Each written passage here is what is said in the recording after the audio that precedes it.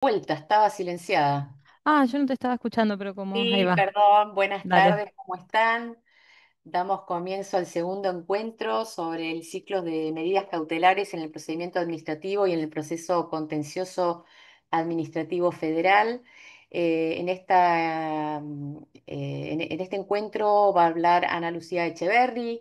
Ella es asesora legal académica de la Universidad de la Ciudad Autónoma de Buenos Aires, docente de Derecho Administrativo en la Facultad de Derecho de la Universidad de Buenos Aires y Universidad de la Ciudad Autónoma de Buenos Aires. Le doy la palabra un minuto a Agustina Bladilo del Ministerio Público de la Defensa, que les quiere contar algo. Bueno, gracias Irene, Santiago, Ana por sumarse a la propuesta y robo unos minutitos solo para contarles que desde la Escuela de la Defensa de la Defensoría General contamos con un repositorio de recursos donde hay mucho material novedoso y útil para tanto para la práctica como para la investigación jurídica y en ese sentido los invitamos a suscribirse al newsletter que tenemos y que semanalmente enviamos jurisprudencia novedosa y de interés sobre distintas temáticas. En el chat durante el encuentro voy a estar enviando un QR y un link para que puedan acceder, conocerlo y suscribirse. Así que, y después, Irene, la asistencia, solo comentar eso y Sí, estamos. ahora mando, en un ratito mando el link. Es un formulario al que acceden, marcan el curso, marcan si son del Ministerio Público de la Defensa, por favor, que necesitamos el dato. Y bueno, ya es para recibir el certificado de asistencia junto con el material complementario que ya nos confirmaron que nos van a estar enviando el PowerPoint y no sé si algún otro material me parece también complementario. Así que bueno, sin más, le cedo la palabra a Ana. Bienvenida, Ana. ¿Qué tal? Buenas tardes para todos, para todas. Bueno, aquí estamos. Voy a pasar rápidamente, así no perdemos ningún minuto. Espero que estén todos muy bien. A compartir nuestra presentación que nos va a acompañar hoy. Si no se ve, me avisan. Yo la estoy viendo muy bien. Perfecto. Se ve perfecto, Bueno, Ana. hoy continuaremos hablando de nuestro tema, que son las medidas cautelares en el procedimiento administrativo y en el proceso contencioso administrativo federal. Hoy un poco el objetivo es que podamos abordar ir a algunos casos concretos para ir viendo cómo es la aplicación en la práctica de las normas que estuvimos viendo y de los conceptos que estuvimos viendo en el módulo anterior, en la clase anterior. Así que antes de empezar con eso, le voy a ceder la palabra a Santi para que pueda contarnos un poco y hacer un breve repaso que el otro día terminamos un poquito ajustados, así retomamos y arrancamos con los temas de hoy. Hola, ¿cómo están? Buenas tardes. Bueno, el otro día les agradecimos por venir, hoy les agradecemos por volver.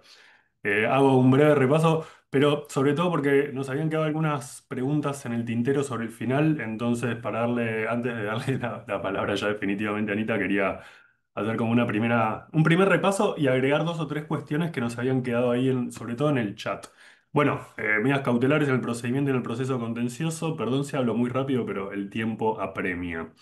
Eh, Brevísimo repaso por la definición, simplemente para agarrar desde ahí las notas de lo que vamos a conversar hoy. Bueno, habíamos dicho, juntando un poco de definiciones y de cuestiones específicas del derecho administrativo, era un proceso tendiente a que el derecho cuyo reconocimiento iba a terminar siendo dilucidado en el marco de una sentencia, y habíamos agregado o que se esté discutiendo en el marco de un procedimiento administrativo, cerramos el paréntesis, pierda su actualidad durante todo el tiempo que genera o que exige esa discusión. Entonces, desde ahí habíamos tratado de construir una noción de medidas cautelares, particularizándolas en el marco del procedimiento administrativo y en el marco del proceso administrativo, con la nota distintiva típica de las medidas cautelares, que era su provisoriedad e instrumentalidad, pero con esos agregados vinculados con la idea de que quizás no había un proceso judicial, porque todavía lo estamos discutiendo en el marco de un procedimiento administrativo, y en el marco de ese procedimiento podía haber un acto que reconociera el derecho, de manera que el proceso nunca iba a existir. Entonces, desde ahí habíamos cerrado un poco la idea de lo que son las medidas cautelares. Ahora sobre esto vamos a volver cuando caractericemos dos institutos que a veces se confunden y a veces se superponen, que son las medidas cautelares autónomas y las medidas autosatisfactivas. También habíamos visto como una especie de división entre un marco regulatorio general, que era el que estaba conformado por el Código Procesal Civil y Comercial de la Nación, que de hecho ya venía rigiendo las medidas cautelares en el marco. Puedo simplificar hoy para no decir proceso. Básicamente en aquellos tribunales donde litigaba el Estado Nacional, antes de que hubiera una norma específica que regulara las medidas cautelares, como tenemos hoy y como hemos conversado, se utilizaba el Código Procesal Civil y Comercial de la Nación. Habíamos visto la estructura más o menos del título cuarto, donde se discutían las medidas cautelares, y habíamos hecho como una distinción entre las regulaciones generales y después dentro de las medidas en particular, habíamos visto que la de no innovar, la regular el artículo 230 y un poquitito los que siguen también, pero sobre todo el 230 era como la gran estructura para las medidas cautelares, identificando el peligro de la demora, la verosimilitud en el derecho y que la cautela, es decir, la medida cautelar concedida fuera específicamente la necesaria para resguardar ese derecho. Y habíamos visto después el juego del artículo 12 de la Ley de Procedimiento Administrativo, que es la 19.549, en este entendimiento de que los actos se presumen legítimos, pero haciendo sobre todo hincapié en la idea de que son ejecutorios y que la interposición de recursos, es decir, el cuestionamiento de actos administrativos, no suspende su puesta en vigencia, podemos decir su ejecución, pero en definitiva lo que no suspende los efectos de un acto administrativo. De ahí lo habíamos linkeado con normas que no son estrictamente de medidas cautelares, pero que van a tener mucha incidencia al momento de analizar una situación de hecho para ver si es necesario pedirlo o no. Y desde ahí habíamos visto, por ejemplo, en el marco de los recursos directos, qué tipo de recursos suspende la ejecución, cuál no, y desde ahí pensar cuándo puede llegar a ser necesario o cuándo, a pesar de una urgencia y de la posible verosimilitud del derecho, no es necesaria la promoción de una medida cautelar. No quiero repetir con esto hoy, si quedó algo sobre eso, vamos a poder conversarlo sobre el final, pero quiero seguir avanzando.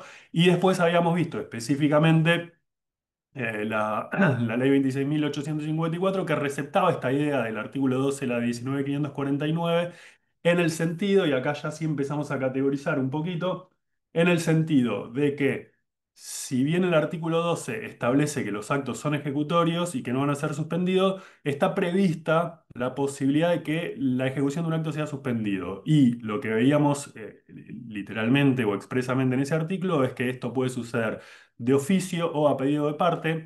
Una particularidad, si la administración lo suspende de oficio, no hay que pedir nada, ya está suspendido. Ahora, a pedido de parte ya nos hace a la idea de que las personas particulares afectadas por un acto administrativo pueden llegar a pedir su suspensión. ¿Y qué deben demostrar? Bueno, que hay una razón de interés público, que ahora lo vamos a matizar un poco cuando veamos en el marco de las cautelares y sobre todo la jurisprudencia de la Corte en relación con el concepto de interés público para las medidas cautelares, pero también habíamos visto la idea de que la ejecución fuera más perjudicial que su suspensión y de ahí había una cuestión muy vinculada con el peligro en la demora y un planteo de nulidad ostensible y absoluta. Hay una idea ahí, no nos vamos a meter en detalle sobre estos conceptos en la Ley de Procedimientos Administrativos, pero habíamos derivado de ahí la idea de la verosimilitud en el derecho.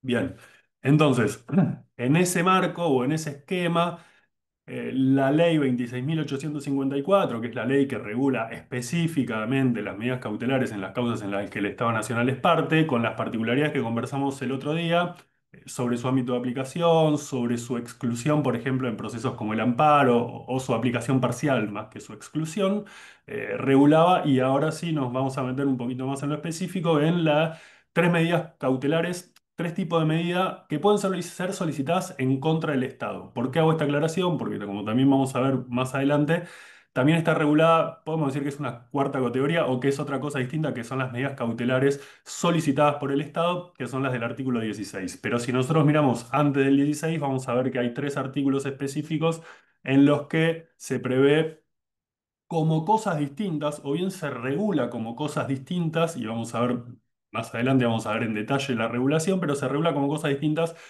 medidas cautelares que tiendan a la suspensión de los efectos de un acto estatal, medidas positivas, es decir, que exijan al Estado que haga algo, o medidas de no innovar que, y acá después lo vamos a tratar de pulir un poquitito más, pero que no es estrictamente la suspensión de un acto ya dictado, sino que es impedir que la administración haga algo. A veces eso puede llegar a venir de la mano de la suspensión de los efectos de un acto, a veces puede venir más asociado a la idea de alguna conducta material previa al dictado de un acto, o lo vamos a ver un poco más adelante, pero lo que nos interesaba, sobre todo en este primer momento, era marcar estas tres categorías: la de la suspensión de los efectos de un acto, las medidas positivas, o a veces le dicen innovativas, en contraposición con las de no innovar o no innovativas. Después los nombres ustedes los pueden ir variando. Pero con ese bloque, una aclaración inicial que es importante hacer cuando nosotros vemos temas de derecho administrativo en relación con las medidas cautelares es todo lo que vamos a hablar ahora y todo lo que venimos hablando son las medidas cautelares en general con las particularidades del procedimiento y el proceso contencioso administrativo. Ahora bien, hay dos conceptos que es interesante o por lo menos importante distinguir, más allá de que, como vamos a ver siempre en el marco de las medidas cautelares, hay muchos conceptos que se superponen o requisitos que se van entrecruzando, pero por lo menos para hacer una distinción lo más clara posible, despejamos medidas cautelares, que sería como la gran estructura en la cual todo encaja, pero hay dos palabras que se pueden agregar después de esa construcción, que son las medidas cautelares autónomas o autosatisfactivas, ¿no? Y hay una distinción ahí que es interesante hacer y que es importante aclarar. No nos vamos a detener muchísimo en detalle con cada una de estas, pero para hablar muy rápidamente, las medidas cautelares autónomas, es importante que sepamos que son medidas cautelares que tramitan en el marco de un proceso judicial, que son propias de la jurisdicción entendida como función del Poder Judicial de la Nación, con la particularidad de que transcurren o son solicitadas mientras está en trámite el procedimiento administrativo. No vamos a hacer un gran desarrollo de lo que es el procedimiento administrativo, pero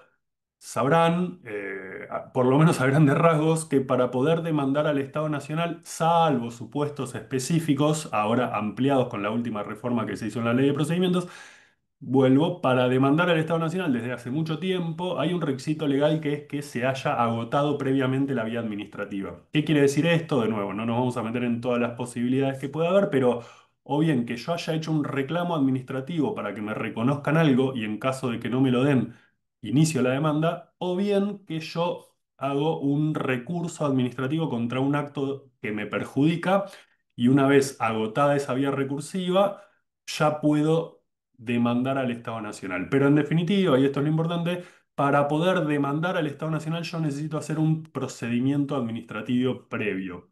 Entonces, las medidas cautelares autónomas van a ser aquellas medidas cautelares que voy a solicitar en ese primer paso o en ese paso anterior a poder promover una demanda. Y esto es importante, es a poder promoverla, no es a haberla promovido.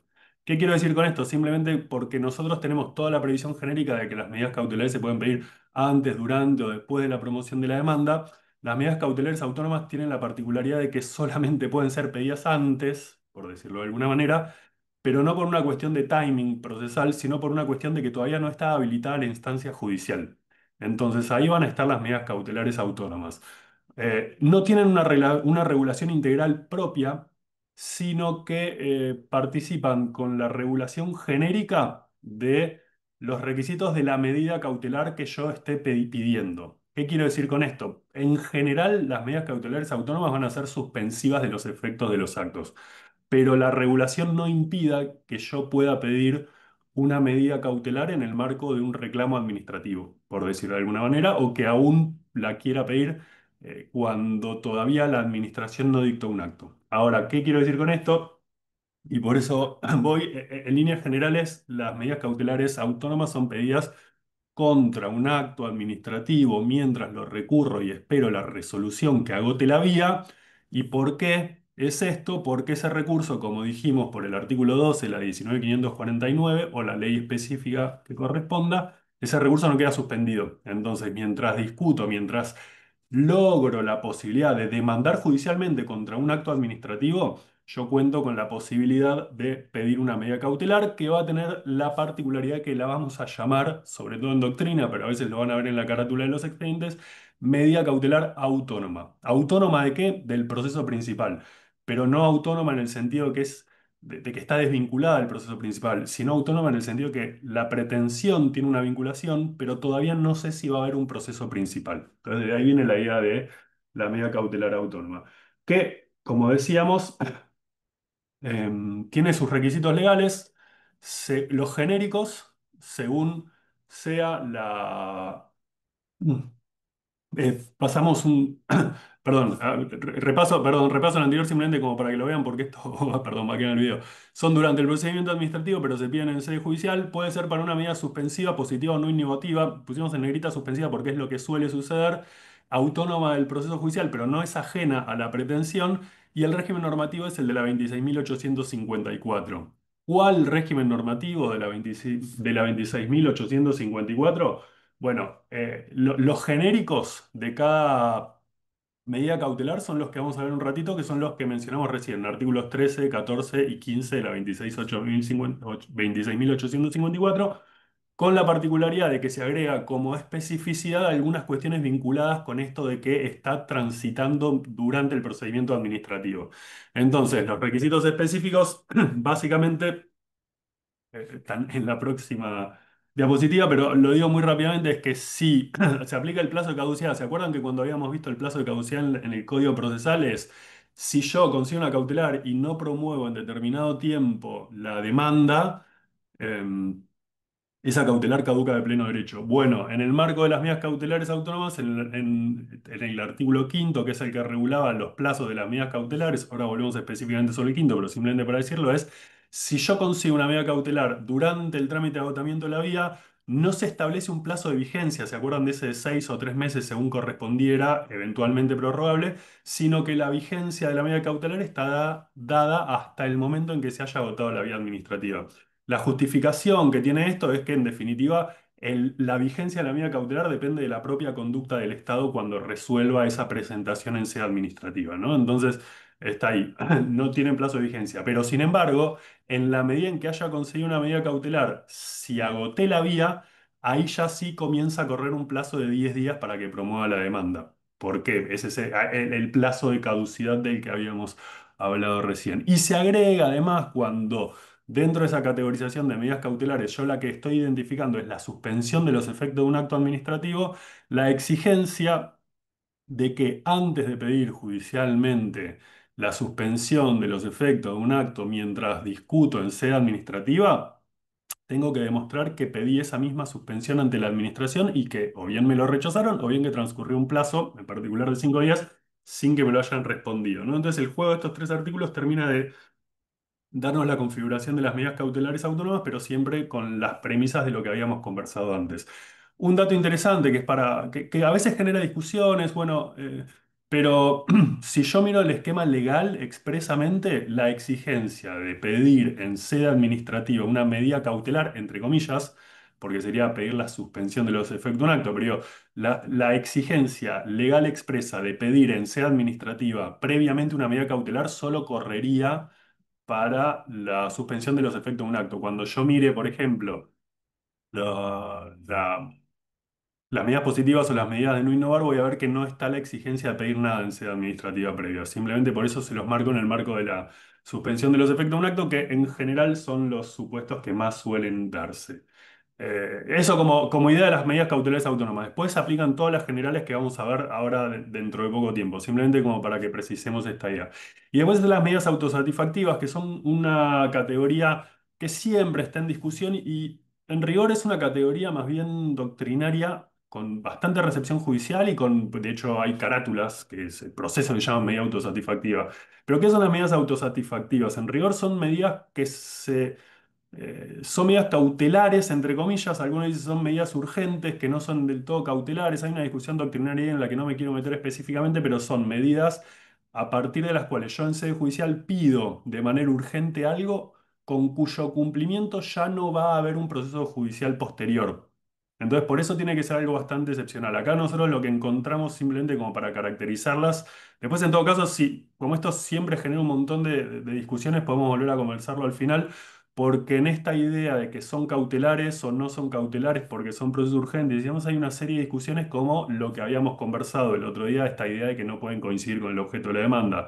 Entonces siempre hay como una serie de discusiones ahí muy, muy finitas e interesantes, pero simplemente para caracterizarlas y no dejarlas por alto, porque es algo sobre lo que en general tenemos dudas, es, bueno, ¿qué son las medidas cautelares? Son aquellas, perdón, las medidas autosatisfactivas son aquellas que no acceden a una pretensión de fondo cuya procedencia sustancial va a ser esclarecida o bien que son independientes de la promoción de un juicio posterior, ¿no? Lo dejamos ahí muy entre paréntesis y avanzamos porque no queremos profundizar demasiado. Y para cerrar, porque esto fue específicamente consultado o comentado la semana pasada, habíamos visto algunas justo el artículo 3 inciso cuarto, es un poco algo que habían preguntado en esta idea de la superposición entre el objeto de la demanda y el objeto de la medida cautelar. Habíamos dicho que era algo como, es bastante finito el problema y a veces en general depende más bien de cómo nosotros encuadremos el pedido de cautelar y de qué manera logramos articular una distinción entre el objeto de la cautelar y el objeto de la pretensión. Entonces acá lo que hicimos fue buscar algunos ejemplos simplemente como para que vean las expresiones. Después estos presentes se los vamos a pasar como para que los puedan ver específicamente, pero bueno, en esta idea de diferenciar lo que, por ejemplo, puede ser, miremos el segundo para pasar, ¿no? La suspensión interina de que la FIP pueda promover una demanda y en última instancia en la demanda vamos a ver si lo que ahora solo estamos suspendiendo podía ser o no ejercido, ¿no? Hay como una distinción ahí interesante como para ver, pero bueno, tengamos en cuenta esa distinción. eh, Simplemente voy a pasar. Perdón, después van a estar los presentes, con lo cual no me quiero detener mucho en esto porque no voy a comer demasiado tiempo sobre un montón de cosas que queremos ver. Después habíamos visto específicamente en el informe previo esta idea de que el Estado podía producir un informe sobre el interés público afectado en el marco de una medida cautelar. Y habíamos visto, bueno, qué supuestos esto podía llegar a suceder y qué no. Encontramos, simplemente para identificar dos ejemplos, una causa en la cual en primera instancia se discutió si correspondía o no esa medida interina que podía darse mientras se producía el informe. La medida había sido rechazada en primera instancia y cuando la parte actora apela ese rechazo de medida cautelar interina, y esto es importante decir, la sala rechaza la apelación y entre varias cuestiones destaca el tiempo que insumió la discusión acerca de si correspondía o no la medida interina y cómo eso impactaba en la necesidad de obtener una medida urgente, ¿no? Esta medida interina.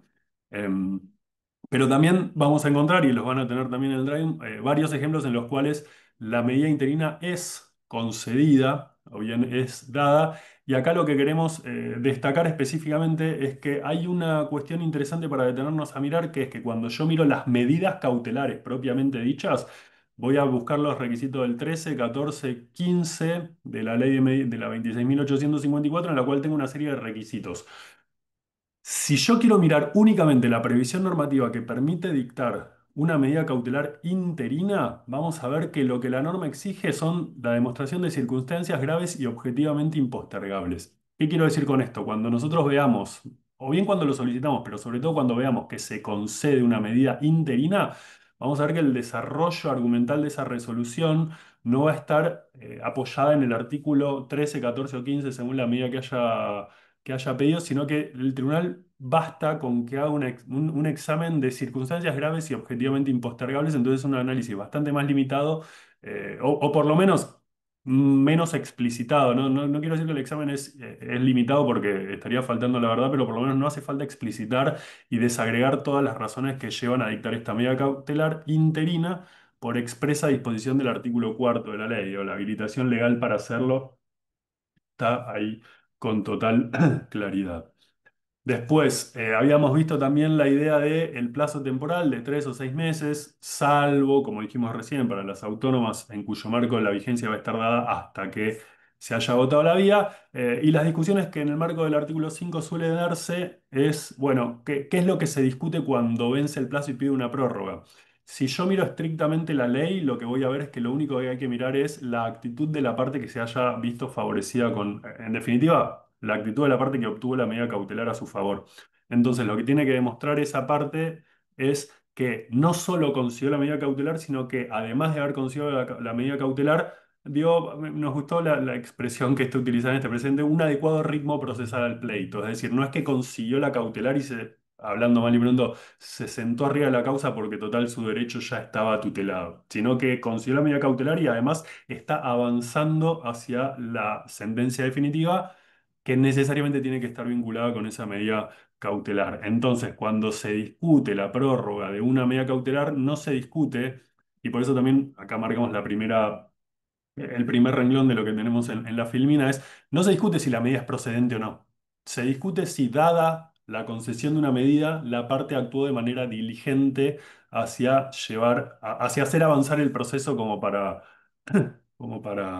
llegar al dictado de una sentencia, ¿no? Ese es otra cuestión que es interesante. Y dos cosas más, y esto es interesante marcar, la norma no habla de una sola prórroga. La norma habla de que puede ser prorrogada, con lo cual en la práctica la prórroga puede darse en sucesivas oportunidades. Esto, lo mismo que la medida cautelar interina, lo menciono muy brevemente. Es interesante pensar para saber cómo usar la ley de tal forma que no sea inconstitucional, por decirlo de alguna manera. Pero dicho de una manera bastante más concreta es para no plantear la inconstitucionalidad de la norma por no saber utilizarla. Entonces, cuando sale la ley se dijo mucho que era inconstitucional porque bilateralizaba. Bueno, pero si es urgente puedo conseguir una medida cautelar interina. Se dijo que era inconstitucional porque establecía un plazo de vigencia. Bueno, pero ese plazo puede ser prorrogado y lo único que exige es una actitud diligente de la parte que la consiguió. Entonces, si la parte no es diligente y la medida no se prorroga, no es porque la norma es inconstitucional, sino por la conducta de la parte. Entonces, ahí hay una serie de cuestiones ahí que es interesante. Perdón, Florencia, si podemos charlar todo al final, pero siento que estoy hablando demasiado y quiero avanzar. Pero sí, hay varias discusiones con esto sobre desde cuándo corre, si desde que se concede la cautelar, de que se traba la caución, desde que la Cámara la confirma. Hay una serie de cuestiones, pero en definitiva.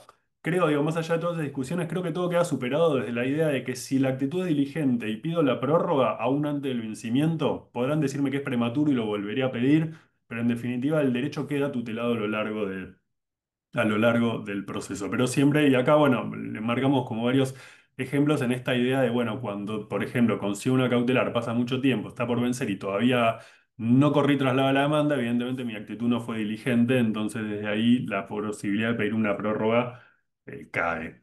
Así que avanzamos y dos cositas más rápidamente es la caducidad de las medidas cautelares, que es lo que habíamos conversado antes. Bueno, en el marco de las medidas cautelares autónomas es cuando yo conseguí la medida cautelar, no tiene plazo de vigencia, pero una vez que se haya agotado la vía administrativa, a partir de ahí sí me corre. Entonces, a partir de ahí voy a tener ese plazo de 10 días para promover la medida cautelar.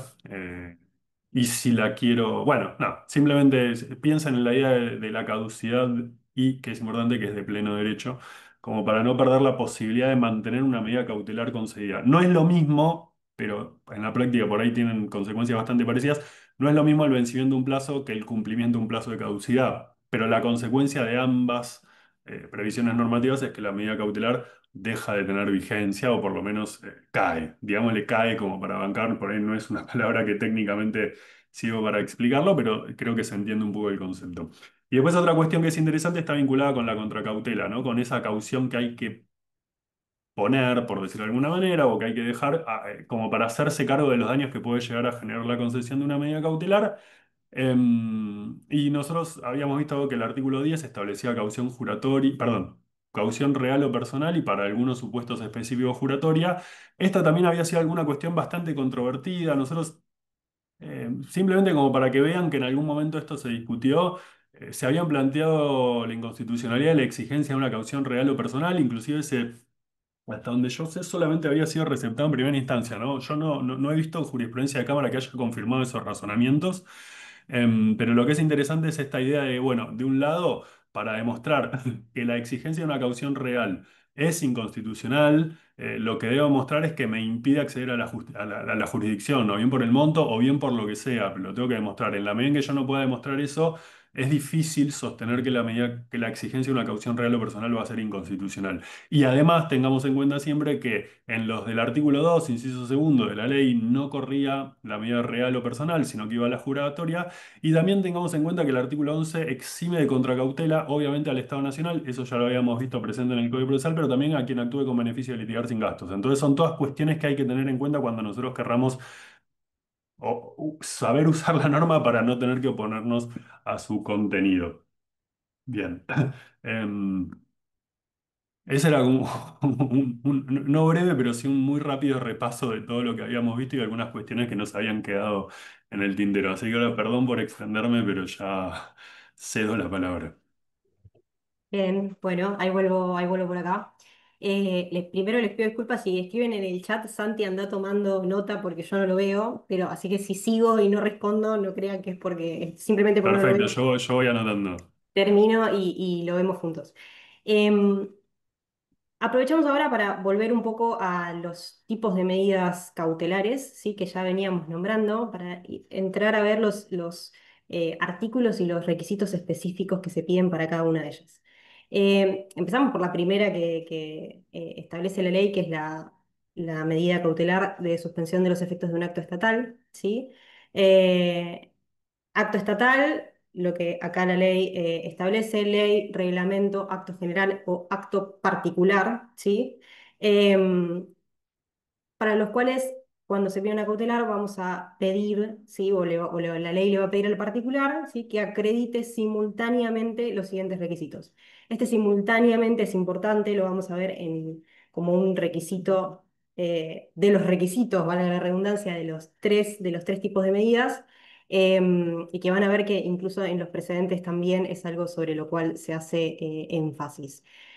Rápidamente vamos a ver que son similares, pero tienen algunas particularidades.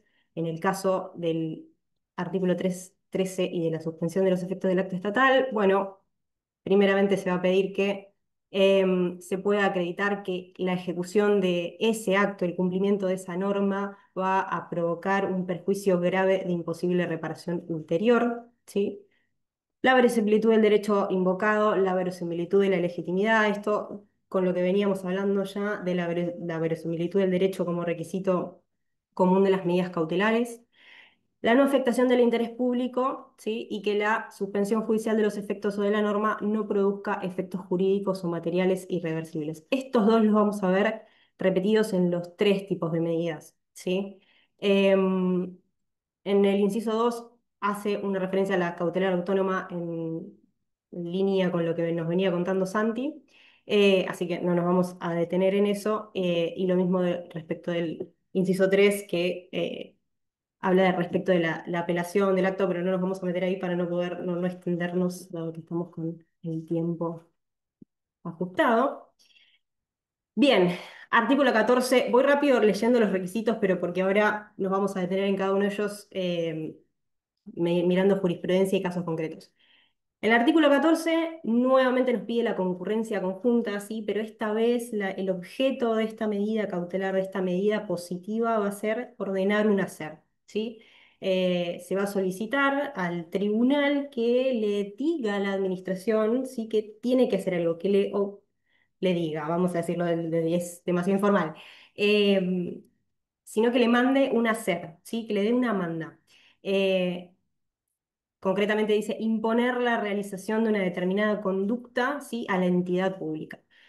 ¿Cuáles son los requisitos? Bueno, van a ver que es nuevamente similar, ¿sí? En este caso, el primer requisito específico, es la inobservancia clara e incontestable de un deber jurídico concreto y específico, ¿sí? A cargo de la demandada. Es decir, que hay un deber que no se está cumpliendo, una fuerte posibilidad de que el derecho exista, ese derecho del solicitante, es la verosimilitud del derecho, ¿sí?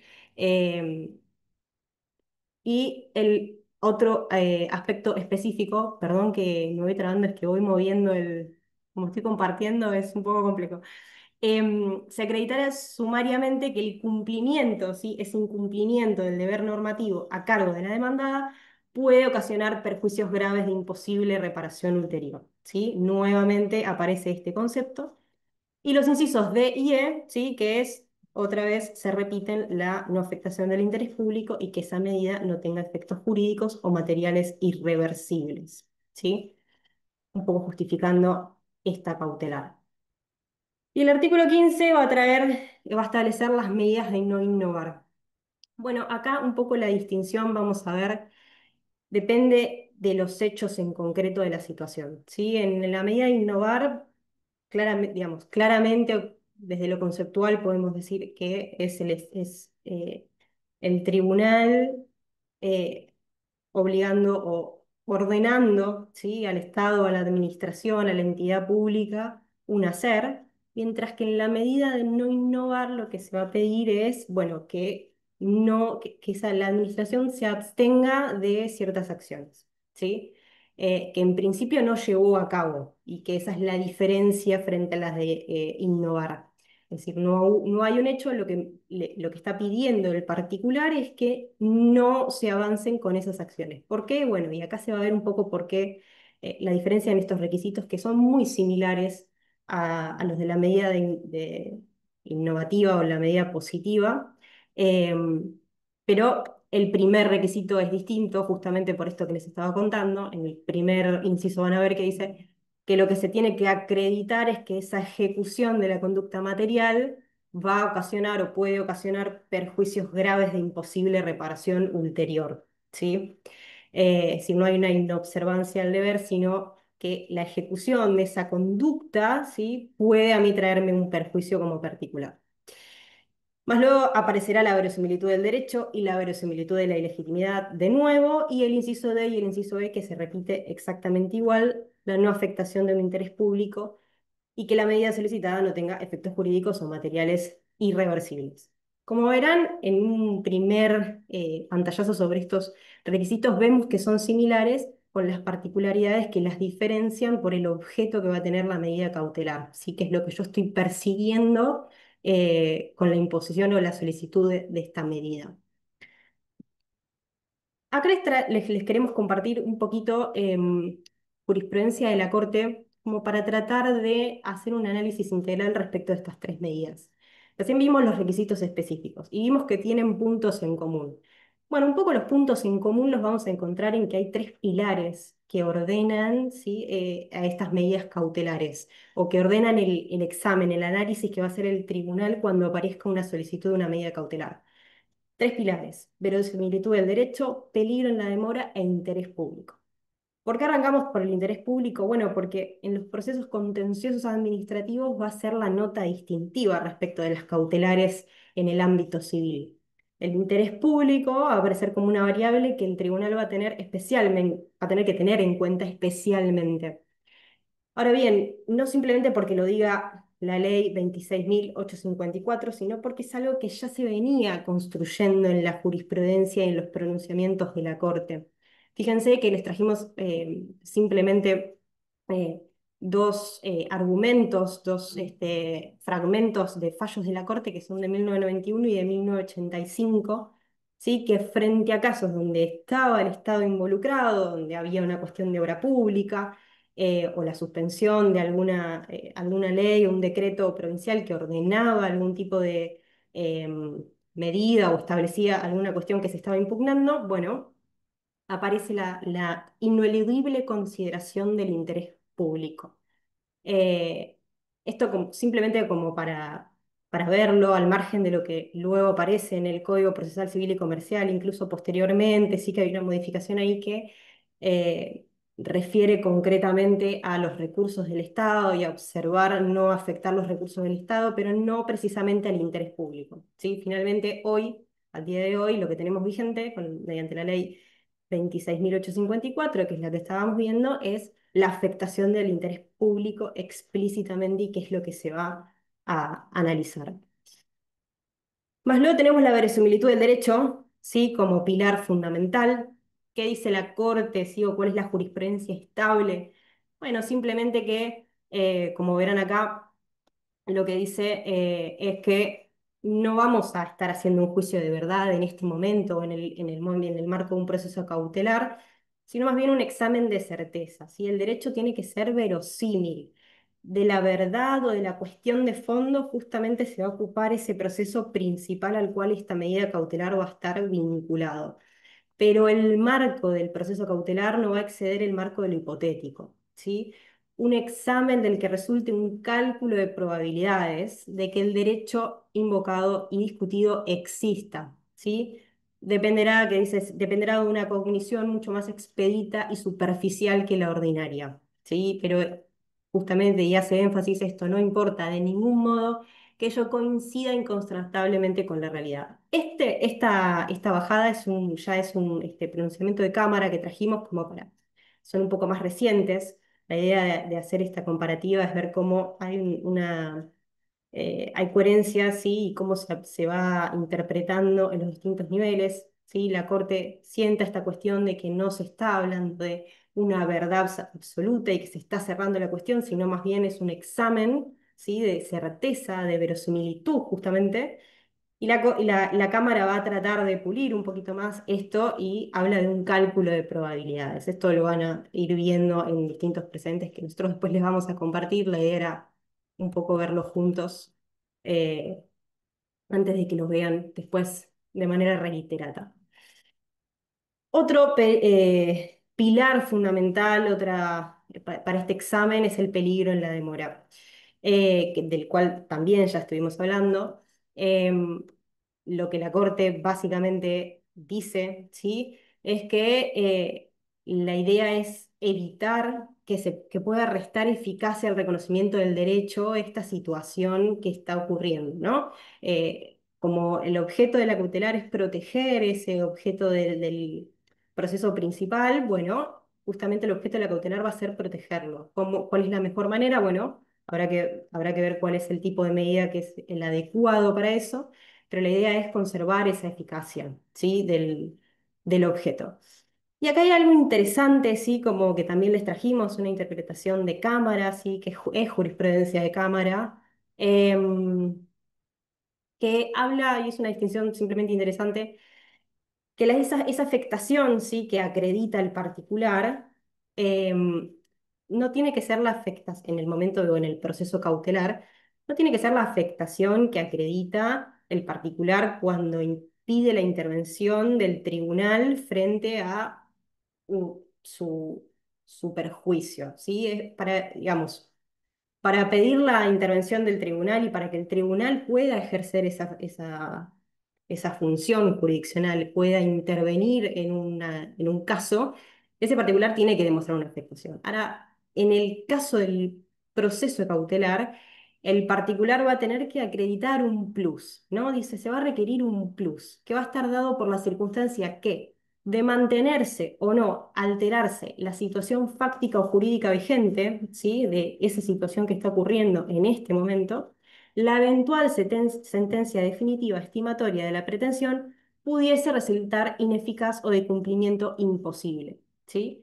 De nuevo, esta función de conservar, de cuidar la eficacia del objeto del proceso principal, pero esta idea del plus nos pareció interesante traerla como para separarla y para también cuando hablamos de la separación, que recién repasábamos un poco del objeto del proceso principal y del objeto del proceso cautelar, cómo podemos hacer esa distinción y en el proceso cautelar el peligro en la demora, cómo examinarlo o cómo lo examinan los tribunales.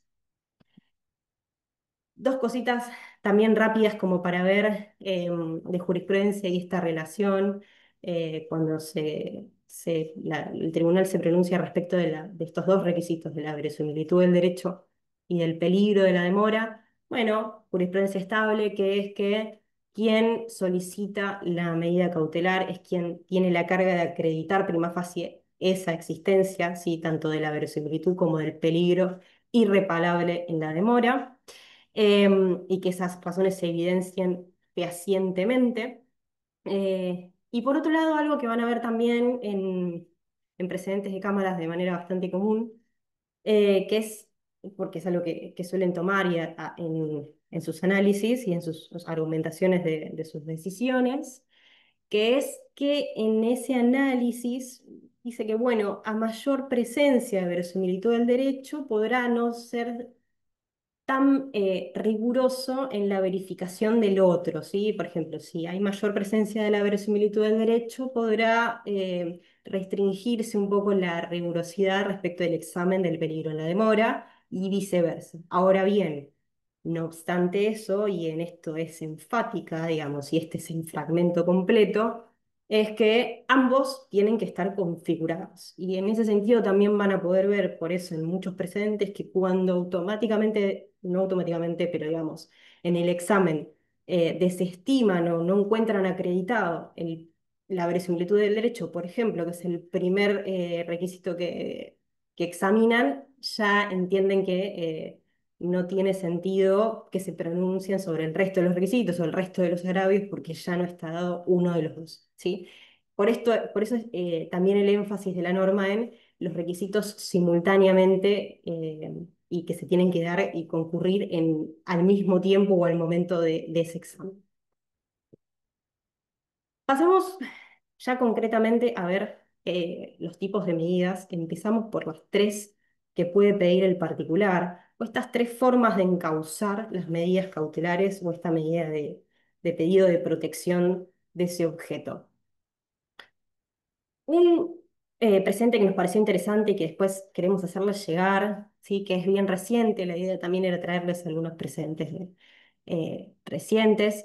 Es un precedente de Cámara, un fallo de Cámara, que es motivado por la Confederación Farmacéutica Argentina, que pide, junto a la Federación Farmacéutica Argentina, son dos organizaciones, em, que pidieron hace muy poquito la suspensión de efectos de determinados artículos, ahí lo dice, del 313 al 325 del DNU 7023, también reciente, que hacía modificaciones a la ley 17.565, que es sobre el régimen legal del ejercicio de la actividad farmacéutica y de la habilitación de farmacias, droguerías y herboristerías.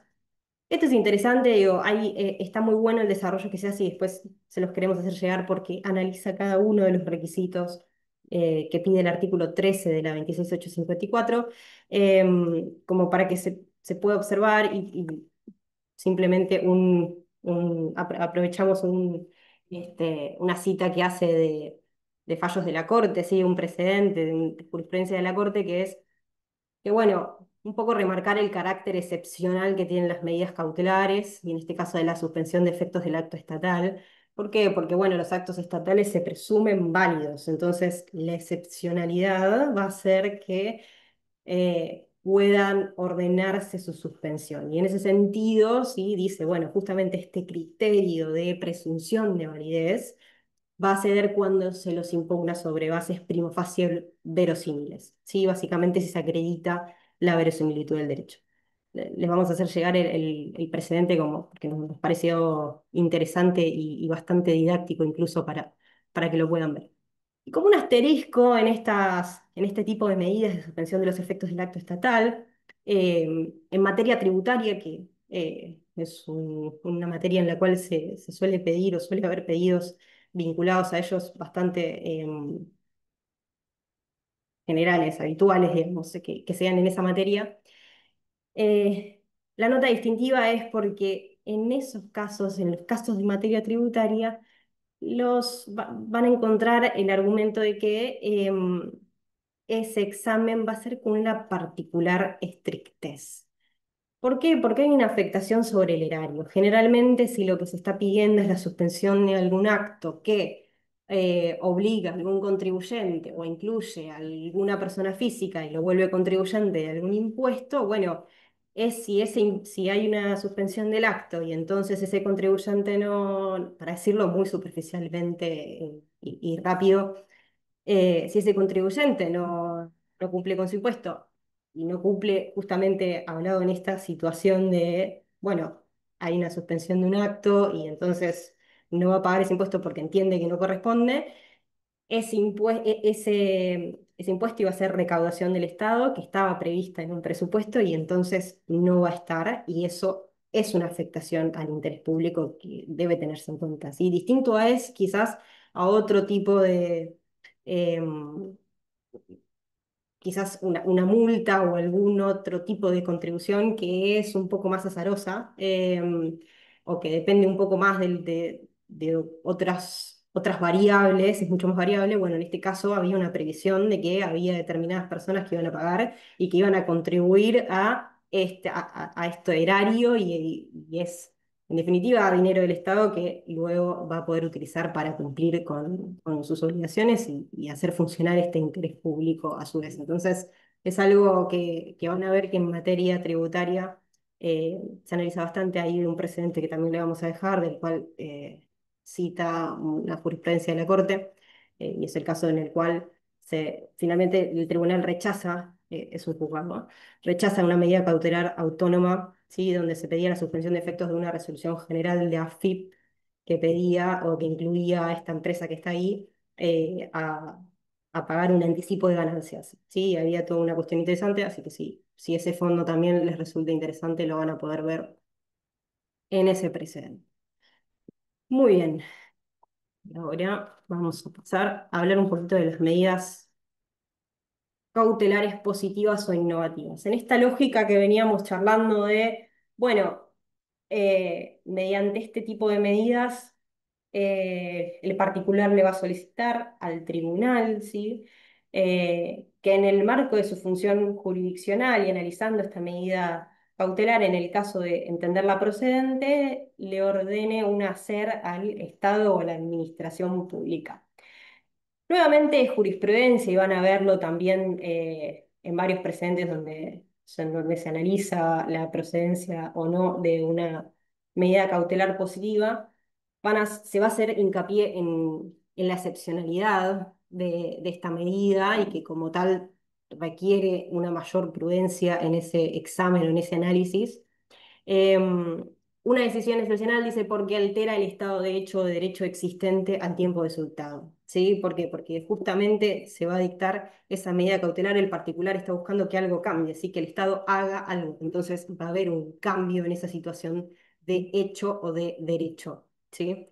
Em, a modo también de ejemplo y de poder concretar un poco esto, vamos a pasarles un precedente, vamos a compartirles eh, un caso, sí, nuevamente de una empresa que frente a una inhabilitación del quit y de su inclusión en una lista de contribuyentes no confiables, justamente viene a pedir en el marco también de una medida cautelar autónoma, ¿sí? Es decir, todavía en el procedimiento administrativo pide una medida cautelar pidiendo que justamente el Estado haga estas dos cuestiones que él estaba reclamando.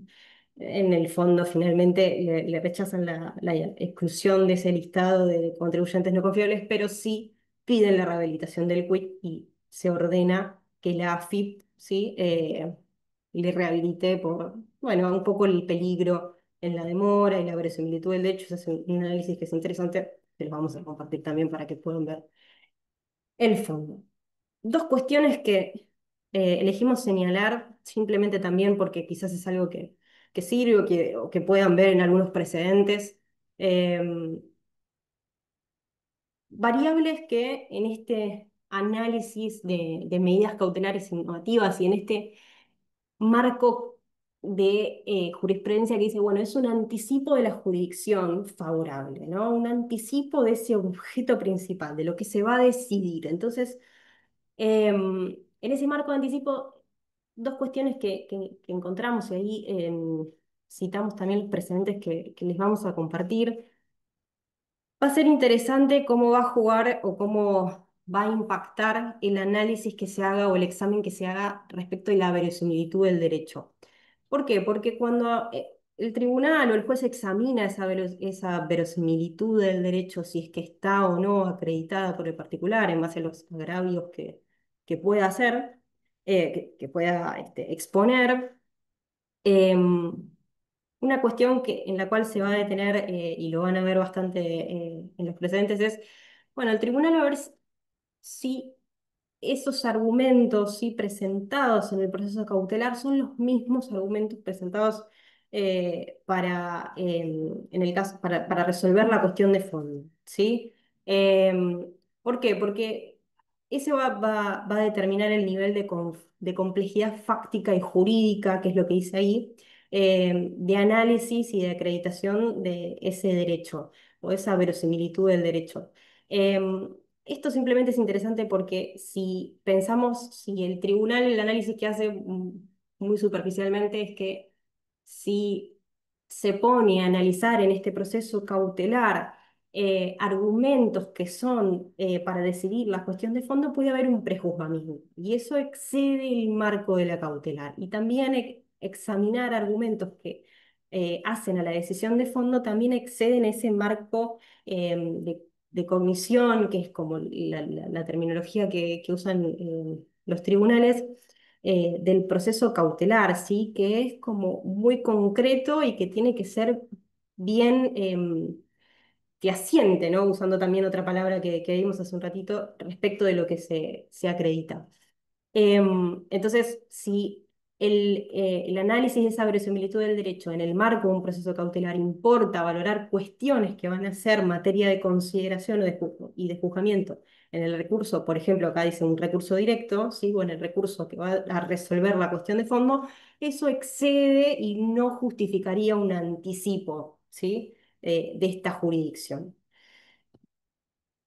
Y otra cuestión que quería también señalar, respecto a estas medidas positivas e innovativas, es que también van a encontrar, así como encontramos que si la situación es demasiado, requiere un análisis muy complejo y requiere entonces analizar las cuestiones de fondo, no se entiende pertinente que se pueda analizar en el proceso cautelar esta situación que está pidiendo y no se observa acreditada la verosimilitud del derecho. Otra cuestión importante a tener en cuenta en estos casos es ver cuál es el derecho en conflicto, ¿sí? O si ese sujeto que está, o ese particular que está solicitando esta medida está en alguna situación de vulnerabilidad o pertenece a algún colectivo vulnerable, sectores socialmente vulnerables, dice la norma. ¿Por qué? Porque, bueno, ahí en esos casos van a ver que cede esta cuestión tan restrictiva, ¿sí? Respecto de la prudencia, está mal decir que restringen la prudencia, digamos. Se restringe la rigurosidad en el examen, en el análisis de esas medidas ti- como para señalar rápidamente de por qué citamos esos dos fragmentos de dos precedentes distintos.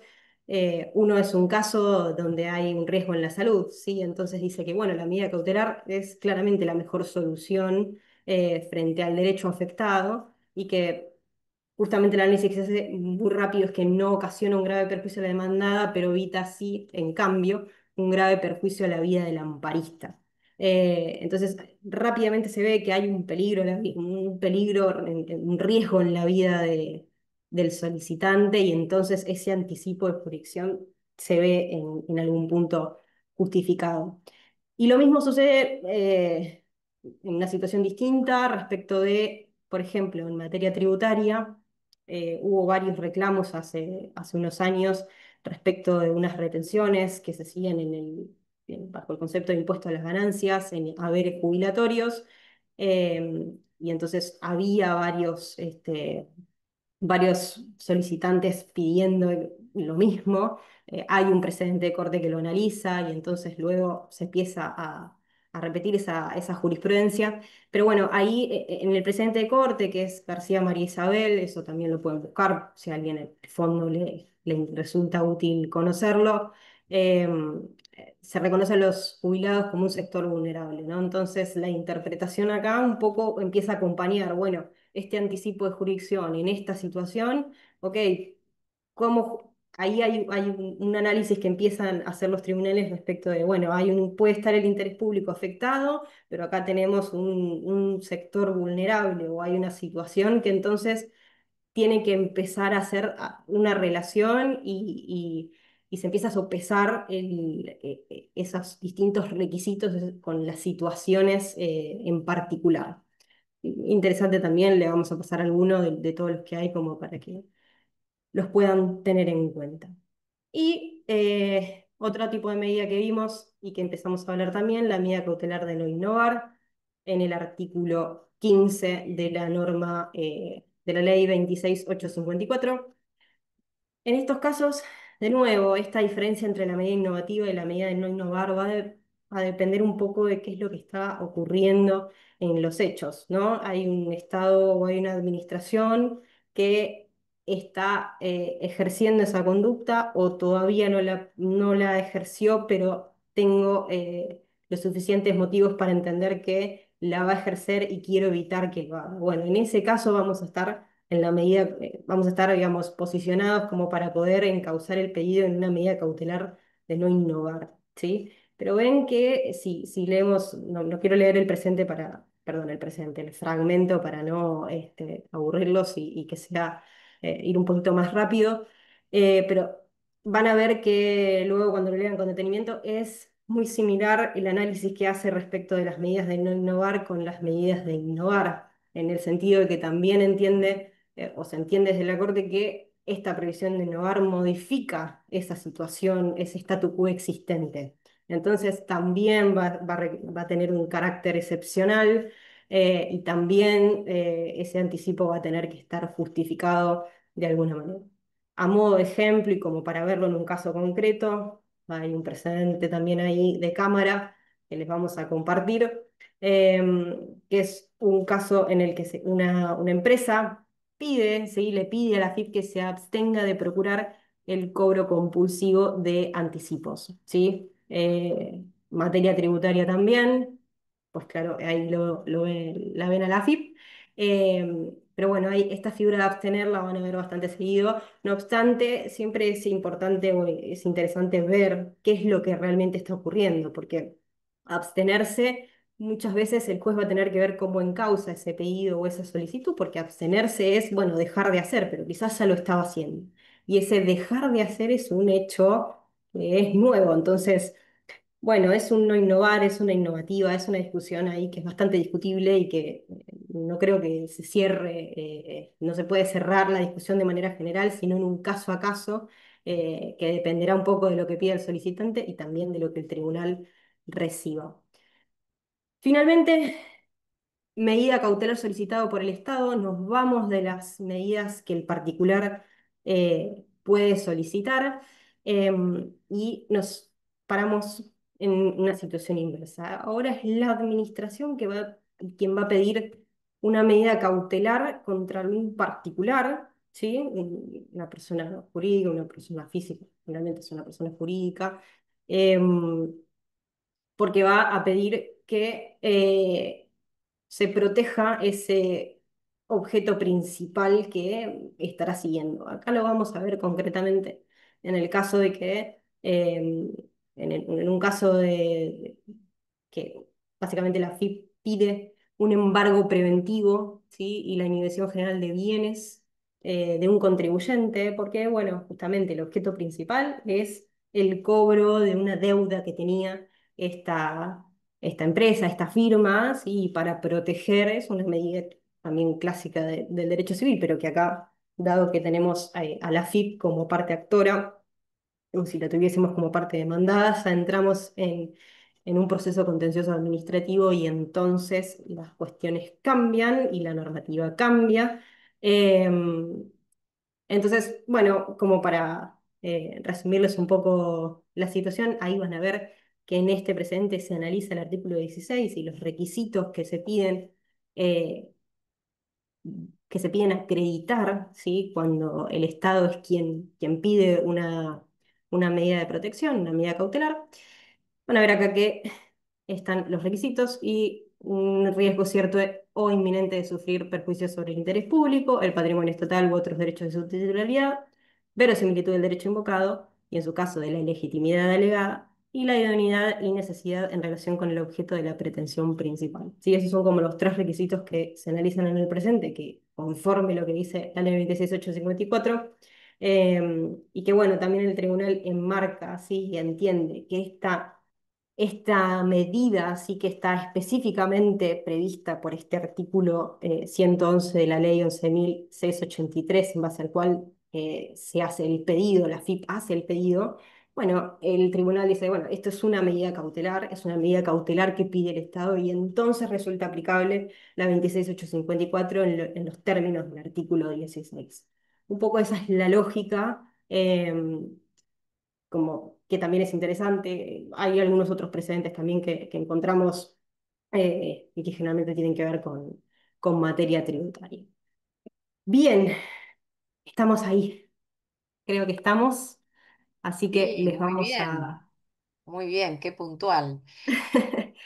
les vamos a posibilitar, ahí voy a volver al chat a ver si hay preguntas que tengamos que responder. Si Irene, vos tenés alguna... No hubo, o sea, hubo aportes, digamos, mientras ibas conversando, pero que todos pudieron leer, así que más que nada eran ejemplos de casos concretos, ¿no? En los distintos supuestos. Pero no, consultas en particular no hay, no sé si alguien quiere hacer alguna en este momento. Recordamos que estuvimos compartiendo los links del ministerio, también el formulario de certificado de asistencia. em, También les puse si quieren inscribirse en las próximas charlas. Recordemos que hay una charla prevista ahora para septiembre también, en colaboración con el Ministerio, que tiene que ver con cuantificación del daño, con Fabián Loiza para el 22 y 29 de septiembre. También es un ciclo de 2 encuentros porque la temática así lo amerita. Mil gracias, Ana, estuviste súper clara. Muchísimas gracias, Santiago, también. Una dupla extraordinaria que ha dado un tema que es espeso, digamos, es complejo, pero con una dinámica muy buena, así que creo que ha quedado súper claro el tema. Si no hay consultas, ahí te están aplaudiendo. Eh, bueno, si no hay consultas, damos por terminado el ciclo de 2 encuentros que culmina hoy.